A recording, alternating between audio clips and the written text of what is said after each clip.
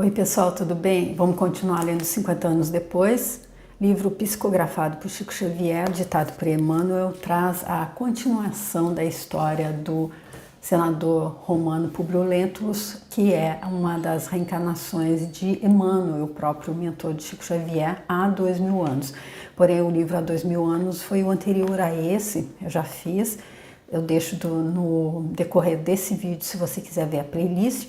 E esse que a gente está agora, então, acontece 50 anos depois, é escrito 50 anos depois que o senador fez a passagem dele ali no derradeiro dia de Pompeia. Ele morreu ali quando o Vesúvio, então, fez aquela aparição ali, entrou em erupção e devastou toda a cidade, matou todo mundo ali em Pompeia.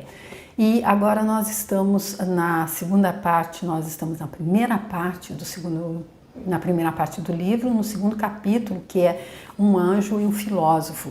E no último vídeo nós vimos então que o Elvídio e o Caio, eles já voltaram, eles que estavam ali na Ásia Menor, já voltaram para Roma, foram recepcionados ali por todos aqueles ali da corte ali, foram recepcionados inclusive pela Cláudia Sabina, que é aquela que foi namorada do Elvídio quando eles eram jovens e que é a mãe do filho dele que ele não reconheceu, mãe do Silano. Então, nós já vimos essa conversa entre Caio e o Elvídio antes deles virem. A gente já sabe que existe esse problema para ele resolver ali, e nós vimos que quando eles se encontraram, quando a Cláudia Sabina foi com o marido dela, o prefeito Lólio, ali para recepcionar quem estava chegando, ela ficou olhando para o Elvídio, fazendo de conta que tinha esquecido o passado, e o marido dela ficou então paquerando a mulher do Elvídio. Foi isso que o Sinésio Lúcio, que é o pai do Elvídio, notou. E ele, que o Emmanuel classificou como uma alma realmente elevada, um espírito elevado, ele foi então incumbido de ficar tomando conta da Célia por uns tempos pelo pai dela, o Elvídio. E a Célia, a gente vê que o Emmanuel disse que esse livro não traria exatamente, não faria do senador Publio Lentulus, do Emmanuel, o personagem principal, porém a personagem principal seria a Célia, que ele classificou de uma alma santa. E nós já vimos então como é que começou esse drama ali da Célia, ela que se tornou adepta então do cristianismo, ali no meio de toda a família dela, que são todos politeístas, e chamam isso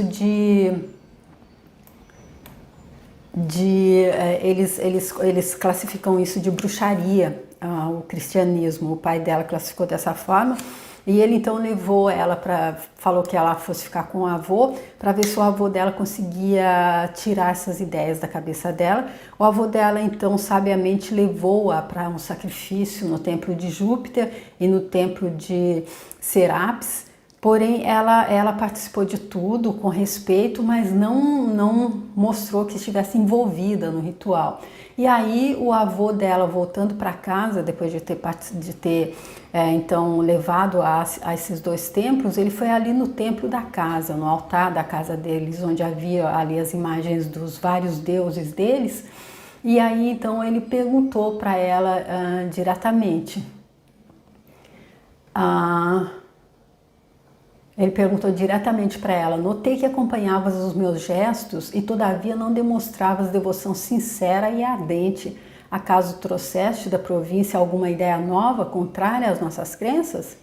Então primeiro ele tentou entender, tentou ver se ele tiraria alguma coisa das atitudes dela, enquanto ele estava levando ela ali para as crenças deles, as crenças às quais ela foi apresentada, que ela foi criada, crescendo politeísta e fazendo sacrifícios para os deuses, e ela não se mostrou interessada. Aí ele jogou a pergunta a queima-roupa.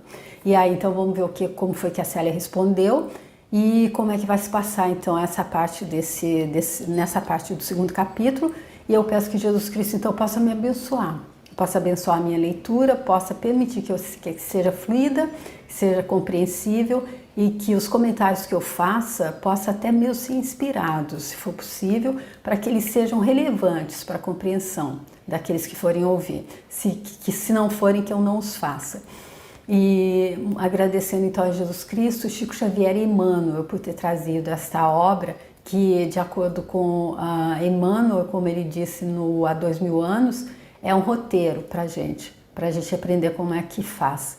Jesus Cristo veio, mostrou o caminho, disse: eu sou o caminho, a verdade e a vida, e agora ele manda também que Emmanuel, ele permite que Emmanuel abra a intimidade dele para nos mostrar com exemplos de pessoas como nós, mais próximas da gente, que há 2000 anos, como o senador Públio Lentulus, ou até mesmo como a encarnação anterior dele, mostrou que estava realmente muito sem entender a mensagem de Jesus Cristo. E agora, quando ele volta como um escravo, aí então ele já mostrou que ele tem um orgulho real, um orgulho não como que é nobre, mas que ele tem uma humildade absoluta, que é o que ele precisa demonstrar agora.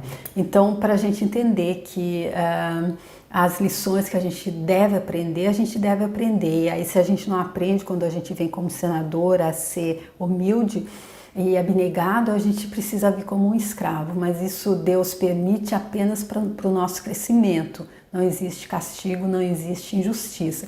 Existe apenas a gente entendendo as escolhas que a gente fez no passado. Então, vamos ver agora, eu espero que você goste da leitura, que ela traga resultados para a sua vida, porque Emmanuel disse também, leia e medite, que você possa meditar, e se ela puder te apresentar melhor Jesus Cristo, é esse o meu objetivo. Então, vamos continuar. Ouviu a palavra do venerando avô com a alma perdida em profundas cismas. Compreendeu de relance a situação e, afeita às rigorosas tradições da família, adivinhou que seu pai solicitara a tal providência no intuito de reformar-lhe os pensamentos, bem como as convicções mais íntimas. Então, ela entendendo que era serviço do pai dela ali, que pediu para o avô dele, para o avô dela estar, então, vendo o que estava acontecendo com ela, vendo se podia dissuadi-la, então, daquele caminho que ela estava tomando, que é o cristianismo. Querido avô, respondeu de olhos úmidos, nos quais transparecia sublimada inocência. Eu sempre vos amei de toda a minha alma e vós me ensinastes a dizer toda a verdade em quaisquer circunstâncias. Então aqui Emmanuel deixando bem claro que nos olhos dela transparecia sublimada inocência. Sim, exclamou Cinéio Lúcio admirado, adivinhando as emoções da adorada criança. Estás no meu coração a todos os instantes. Fala, filhinha, com a maior franqueza. Eu não aprendi outro caminho que o da verdade, junto às nossas tradições e aos nossos deuses. E aqui mais um adendo, eu acho interessante, porque ali nas páginas anteriores, Emmanuel falou daquela pessoa que tinha aquela verdade assim, usava a verdade de uma forma pungente, de uma forma não positiva. E aqui ele deixando claro, aqui na palavra dos dois personagens, a importância de se estar usando a verdade.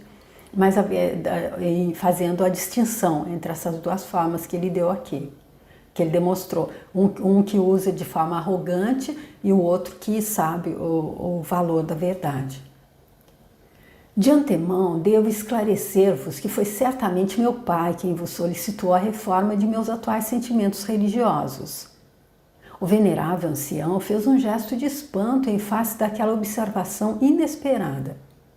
Sim, continuou a jovem, talvez meu pai não me pudesse compreender inteiramente. Ele jamais poderia ouvir-me satisfatoriamente sem um protesto enérgico de sua alma. Entretanto, eu continuaria a amá-lo sempre, ainda que seu coração não me entendesse. E olha aqui, para uma adolescente, a Célia, então, aqui com os seus 15 anos, Ela, então, entendendo que o pai dela não ia poder entendê-la, porém, ela, de qualquer forma, ela continuaria a amá-lo. Ou seja, realmente um adolescente, um jovem, muito diferente dos comuns, que se o pai não nos entende, o que a gente vai mais é gritar com ele, é querer sair de casa, é ficar de mal com ele, não gosto mais do meu pai. E o pai também não vai saber como ter essa conversa como o avô dela está tendo, assim como ela disse que não falou para o pai, exatamente porque ele também não entenderia. Então, filhinha, por que negaste ao Euvídio as tuas mais íntimas confidências? Tentei fazê-las um dia, quando ainda nos encontrávamos na Judéia, mas compreendi imediatamente que meu pai julgaria mal as minhas palavras mais sinceras. Percebendo então que a verdade, para ser totalmente compreendida, precisa ser tratada entre corações da mesma idade espiritual. Aqui uma atenção interessante aqui, a mesma idade espiritual. Porque a gente entende que a idade que a gente traz é a idade espiritual e não a idade do nosso corpo carnal. Pois veja, ela é uma menina, o pai dela já tinha os seus 45 anos e ela é muito mais idosa, digamos, entre aspas, do que ele. É uma alma velha, é um espírito que já entendeu aquilo que o Euvídio, o espírito do Euvídio ainda não entendeu. Mas filha, onde colocas agora os laços sagrados da família? No amor e no respeito com que sempre os cultivei. Entretanto, avôzinho, no campo das ideias, os elos do sangue nem sempre significam a harmonia de opinião entre aqueles que o céu uniu no instituto familiar. Venerando e estimando a meu pai, no meu afeto filial e no meu respeito às tradições do nome dele, exposei ideias que ao espírito dele não é possível aderir, por enquanto. Quanta sabedoria, olha só então. Ela dizendo que os elos de sangue nem sempre significam harmonia de opinião, exatamente pelo que ela acabou de dizer ali atrás, da idade espiritual. Como é que pode, nessa vida, a gente ter uma pessoa menos evoluída, que não andou tanto tempo, que não tem a mesma sabedoria como pai, como mãe de uma mais sábia, exatamente o que acontece aqui. Então, nesse caso, não existe essa harmonia de opinião, porque ele ainda não entende o que ela já entendeu. Mas aí ela disse, venerando e estimando o pai dela no afeto filial, pois ela é filha, ela pode ter mais idade espiritual do que ele, ela é muito mais sábia do que ele, mas ela está como filha dele, então ela deve respeito a ele. Então ela respeita as tradições do nome dele, mas ela esposou ideias que ao espírito do pai dela não pode aderir ainda, exatamente por isso. Mas que queres traduzir por idade espiritual? Que a mocidade e a velhice, quais as vemos no mundo, não podem significar senão expressões de uma vida física que finda com a morte. Não há moços nem velhos, e sim almas jovens no raciocínio ou profundamente enriquecidas no campo das experiências humanas. Aí, como ela define então, não há moços nem velhos, se a gente vai pensar em termos espirituais. A mocidade e a velhice, como a gente vê no mundo, ela não significa senão expressões de uma vida física. Então nós somos aqui mais velhos ou mais novos, mais jovens ou mais velhos, nessa vida por causa do nosso corpo carnal que vai mostrando que à medida que a gente vai vivendo, ele vai se transformando. E aí então a gente vê que uma pessoa viveu mais do que a outra, uma pessoa é mais idosa nessa vida do que a outra, mas em termos de espirituais, há almas jovens no raciocínio ou profundamente enriquecidas no campo das experiências humanas. Isso não quer dizer que, como no caso dela, que precisa ser exatamente aqui os mais velhos de corpo, que vão ser esses com mais enriquecimento espiritual, mais sabedoria. O que queres dizer com isso? Perguntou o ancião, altamente admirado. Tens tão vasta leitura dos autores gregos? Isso é de estranhar quando teu pai só há pouco obteve um escravo culto, especialmente destinado a enriquecer a tua e a educação de tua irmã. Vovô bem sabe da ânsia de aprender que sempre me impeliu desde pequenina. Embora jovem, sinto em meu espírito o peso de uma idade milenária. Em todos estes anos de ausência na província, gastei todo o tempo disponível em devorar a biblioteca que meu pai não podia levar consigo para suas atividades na Idumeia. Então aqui, a mesma coisa que acontece ali com o senador, que agora é o escravo Nestório, e que mostrou tanta cultura, tanto conhecimento sobre Roma, ele sentou e falou de tudo, mostrou tudo. Por quê? Porque ele já foi 2 vezes, pelo menos que nós vimos, ele veio como senador. Ali ele tinha uma cultura muito vasta, ele estudou muito. E ela diz aqui então que, embora jovem, sinto em meu espírito o peso de uma idade milenária. E é aquela coisa, o conhecimento não ocupa espaço. Tudo que a gente conhece, tudo que a gente aprende fica guardado. A gente vai e volta, nas idas e voltas, a gente revê tudo aquilo que a gente aprendeu. Quando a gente volta aqui, a gente toma um chazinho de esquecimento e fica, às vezes pensa que não sabe nada, mas às vezes a gente sabe. Às vezes a gente nem precisa ser como Guimarães Rosa, fazer de conta que só sei que nada sei, mas desconfio de muita coisa. A gente desconfia porque está tudo ali no nosso íntimo, está tudo que a gente aprendeu, a gente sabe, a gente não esquece, a gente não perde nunca. A gente esquece momentaneamente durante essa passagem apenas. Porém, ali inconscientemente, isso está o tempo todo ali com a gente. Ou mesmo conscientemente, porque ela demonstra, ele diz onde você estudou esses autores gregos, e ela diz que ela leu tudo que ela pôde, porém ela não, se ela não tivesse isso já com ela não se interessaria. Filhinha, exclamou o respeitável ancião, sinceramente consternado. Não terias agido à moda dos enfermos que, à força de buscarem a virtude de todos os medicamentos ao alcance da mão, acabam lamentavelmente intoxicados? E o avô dela aqui, então, bem, ainda sem entender, ele que é essa alma também bem idosa, como Emmanuel deixou anteriormente, mas ele ainda não entendeu o espiritismo, o cristianismo, porque mas é porque a ele não foi explicado ainda, e é isso que ela vai começar a fazer. E aí então ele busca entender, ele traz aqui até essa alusão a ela ter lido tanta coisa que se ela não teria ficado intoxicada então com essas informações. A exemplo a comparação de uma pessoa que tenha tomado muitos remédios. Não, querido avô, eu não me envenenei. E se tal coisa houver acontecido há mais de 2 anos, tenho no coração o melhor dos antídotos à influência corrosiva de todos os tóxicos deste mundo. Qual? Interrogou Sinéio Lúcio, sumariamente surpreendido. Uma crença fervorosa e sincera. Colocastes teus pensamentos neste sentido sob a invocação dos nossos deuses? Não, querido avô, pesa-me confessar-vos, mas sinto em vosso íntimo a mesma capacidade de compreensão que vibra em minha alma e devo ser sincera. Os deuses de nossas antigas tradições já não me satisfazem.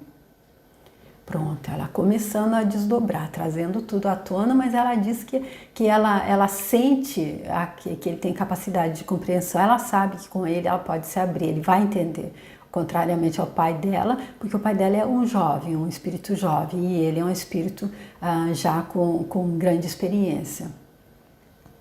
Como assim, querida filha? A que entidade dos céus confias hoje a tua fé sublimada e fervorosa? E a gente vê pela paciência, pelo carinho que ele está conversando com ela. Se fosse o pai dela, já não estaria falando nesses termos, acredito, né? Como se nos seus grandes olhos vibrasse estranha luz, Célia respondeu calmamente. Guardo agora minha fé em Jesus Cristo, o Filho do Deus vivo. Declaras-te cristã? Perguntou o velho avô, empalidecendo. Só me falta o batismo. Mas filha, disse Cinéio Lúcio, emprestando à voz uma doce inflexão de carinho, o cristianismo está em contradição com todos os nossos princípios, pois elimina todas as noções religiosas e sociais basilares da nossa concepção de Estado e de família. Além disso, não sabes que adorar essa doutrina é caminhar para o sacrifício e para a morte? Vovô, apesar dos vossos longos e criteriosos estudos, acredito que não chegastes a conhecer as tradições de Jesus e a claridade suave dos ensinamentos dele. Se tivesseis o conhecimento integral da doutrina dele, se ouvisseis diretamente aqueles que se saturaram da fé dele, teríeis enriquecido ainda mais o tesouro de bondade e compreensão do vosso espírito. Um diálogo, então, de alma experiente para alma experiente, a gente está vendo aqui, não é? Os dois se tratando com total carinho, com total respeito um com o outro. Ela vê que ele não entendeu ainda porque ele não leu, porque ele não conheceu, porque ele não tomou conhecimento e não porque ele não consiga compreender. E ele sem estar impondo nada, ele sem dizer porque eu sou seu avô, você é só uma menina, esquece essas coisas. Não, ele tratando com carinho e bondade, apesar de não acreditar no que ela está dizendo por enquanto. Mas não se compreende uma ideia tão pura a encaminhar seus adeptos para a condenação e para o martírio há quase um século. Continua argumentando ele então. Entretanto, avôzinho, ainda não atentastes, talvez, para a circunstância de partir do mundo essa condenação, ao passo que Jesus prometeu as alegrias do reino dele a todos os que sofressem na terra por amor ao seu nome. Aqui, então, ele dizendo, como é que pode, então, você dizer que isso é tão puro se todos que os adeptos, eles caminham para a condenação? Aí ela diz, isso parte do mundo, isso é mundano, essa condenação que acontece não é o que Jesus Cristo veio trazer. Ninguém que seguiu o caminho de Jesus Cristo, que ele disse, eu sou o caminho, eu sou a verdade, eu sou a vida, só volto ao Pai através de mim, ninguém chega ao reino de Deus se não for através de mim, com certeza não é essa... Não vai ser ninguém condenado, Jesus Cristo não trouxe uma doutrina para ensinar sofrimento para os adeptos, que as pessoas teriam que sofrer. Isso, como ela diz, para a circunstância de partir do mundo esta condenação. Ou seja, eu acredito, pelo que eu entendo aqui, parte do mundo, parte da nossa, de como é que é a nossa interação com esse mundo, como é a nossa passagem aqui. Ou como é que a gente vai lidar com essa nossa travessia entre luz e sombras. E como é que a gente vai entender a mensagem de Jesus Cristo. Porque muitas pessoas que se dizem cristãs não entenderam absolutamente da mensagem de Jesus Cristo, que é de puro amor, de pura fraternidade. E ele disse mesmo que ele mandaria o Consolador e não há consolo maior do que pensar, poxa, não existe ninguém culpado eternamente, não existe nesse mundo de injustiça, não há injustiçado, mas não há ninguém culpado, não há ninguém que vai ser descartado, pois Deus é o todo. E tudo que acontece quando a gente, então, se sujeita a essa condenação, se a gente se impõe essa condenação a nós próprios, é que a gente vai ter que passar um pouquinho mais de tempo vai levar mais um pouco de tempo para fazer essa travessia. No caso do exemplo, Paulo de Tarso, que também estava totalmente ali, ele fazia coisas atrozes, ele usava de mentira, como ele usou para fazer que alguém então falasse contra Estevão, para que ele fosse preso, para que ele pudesse mandar açoitá-lo e matá-lo. Mas assim que ele entendeu a mensagem de Jesus Cristo, ele simplesmente continuou o caminho dele, colhendo aquilo que ele tinha plantado, exatamente, mas não como o senador, que depois agora ele está tendo que voltar como um escravo. Pois Jesus Cristo disse que o reino dele é para todos que sofressem na terra por amor ao nome dele, ou seja, se a gente está sofrendo não é porque há injustiça. Então eu acredito que esse amor ao nome dele é entender que a vida é justa, e que se está acontecendo alguma coisa que pareça injusto com a gente, foi escolha nossa mesmo no passado. porque as outras coisas que são absolutas nessa vida, além de Deus e além da mensagem de Jesus Cristo, é exatamente as leis que regem. Desvaras, minha querida. Não pode haver divindade maior que o nosso Júpiter, nem pode existir outro reino que ultrapasse o nosso império. Além disso, o profeta Nazareno, ao que sou informado, pregou uma fraternidade impossível e uma humildade que nós outros não poderemos compreender. Para eles é um profeta, como eles já diziam ali, a gente viu há 2000 anos, um profeta a mais, como diziam que a cada dia nascia um profeta entre os judeus, ou como o próprio senador Publio Lentulus chamou, um mago. E aí então ele disse, ele pregava uma fraternidade impossível e uma humildade que eles não poderiam compreender, já que eles eram, desculpem, já que eles eram uma raça superior. Que quem escraviza o outro é porque ele é muito melhor. Se eu tenho um escravo à minha disposição, seja porque pela cor da pele, seja pela raça, seja pelo que for, pela nacionalidade, pela língua que ele fala, pelo que for, é porque eu sou superior. Então, por isso que é impossível entender essa humildade e fraternidade que Jesus Cristo veio pregar, se a gente não entende que somos todos irmãos. Pousou sobre a neta os olhos plácidos, cheios de caridade misteriosa, sentindo, porém, uma comoção mais intensa ao encontrar os dela, serenos, piedosos, transparentes de candura indefinível. Então, como eu disse, me repetindo, duas almas, então, realmente se estreitando ali, se conhecendo, se reconhecendo, almas que com certeza já fizeram caminhadas juntas, ou não, com certeza, não sei de onde eu tirei essa certeza, mas almas que com certeza fizeram muitas caminhadas, almas muito experientes, como ela disse ali no passado, então um respeitando a conversa deles, não é coisa de, não tem grito, não tem eu te proíbo, não tem nada disso, realmente ele com os olhos cheios de caridade misteriosa, encontrando os dela serenos e piedosos, transparentes de candura indefinível.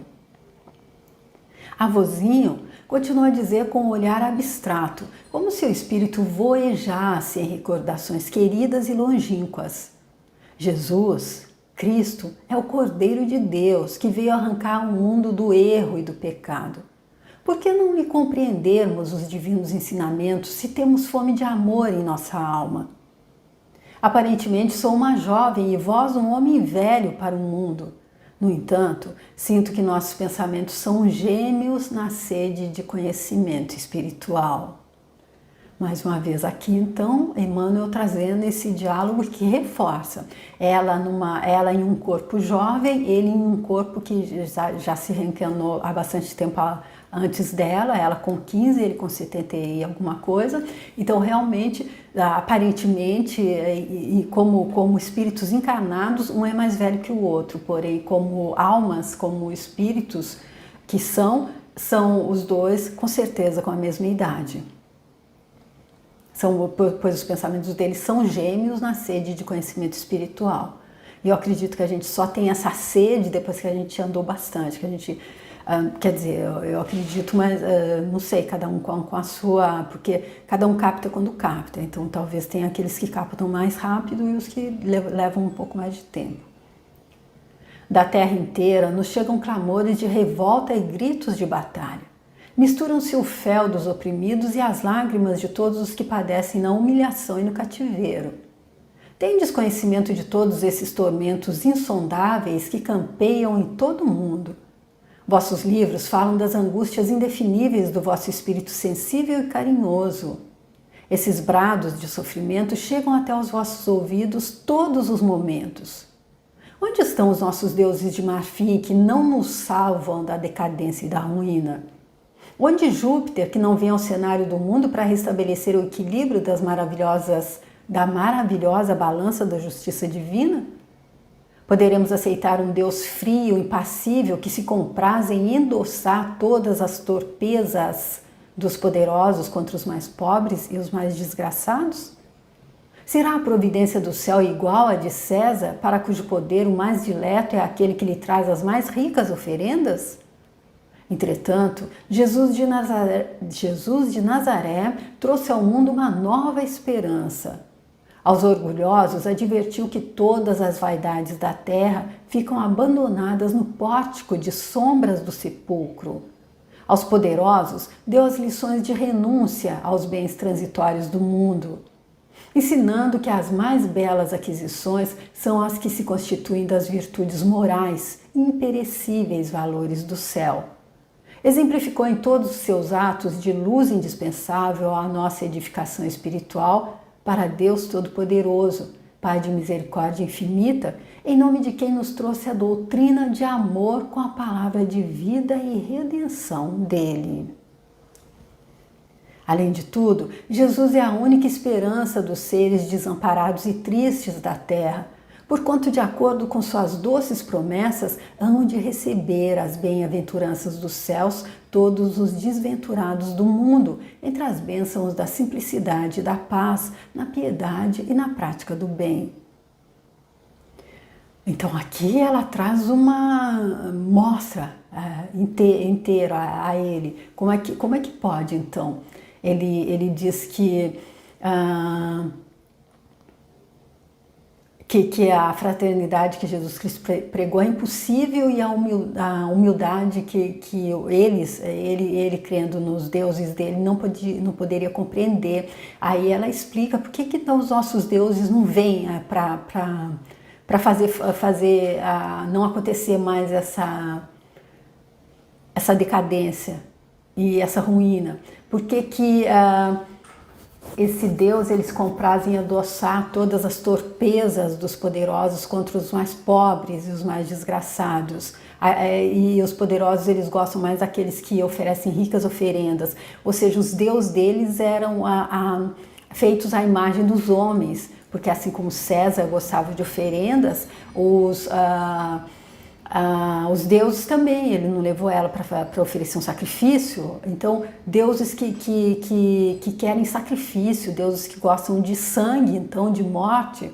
Então, exatamente contrário ao que Jesus de Nazaré trouxe ao mundo, que foi uma nova esperança, nos ensinando a chamar Deus de Pai, que eu chamo de Pai e Mãe, e não aquele Deus que para mim pelo menos foi apresentado, um Deus ciumento e vingativo. Quando eu era jovem eu tinha medo de Deus, eu tinha absoluto pavor de que Deus um dia pedisse para o meu pai que ele sacrificasse um de nós também, porque eu achava que, eu acreditava no que eu ouvia na igreja onde eu ia. E aí ela dizendo tudo isso para ele, dizendo que Jesus Cristo exemplificou em todos os atos dele indispensável a nossa edificação espiritual para Deus Todo-Poderoso, o Pai de misericórdia infinita, misericórdia infinita.